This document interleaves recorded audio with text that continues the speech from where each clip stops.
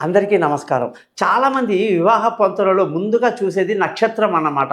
మనకు పంచాంగంలో కూడా వధూవరుల పట్టిక, వివాహ పట్టిక అని ఉంటుంది గదా! ముందు అందులోకి వెళ్ళిపోతారు జనాలు. తాము ప్రేమించిన వ్యక్తికి ఏ ఉన్న నక్షత్రం ఏమిటి? నా నక్షత్రం ఏమిటి?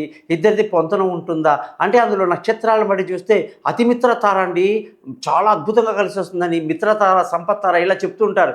అసలు జోక్ ఏంటంటే నక్షత్రాలలో కొన్ని ఏమిటి నక్షత్రం గొప్పతనం అంటే ఆలోచనలు, భర్త ఆలోచన, భార్య ఆలోచన నక్షత్రం గాని బలంగా ఉంటే ఒకే ఆలోచన ఉంటుందన్నమాట ఇద్దరిది.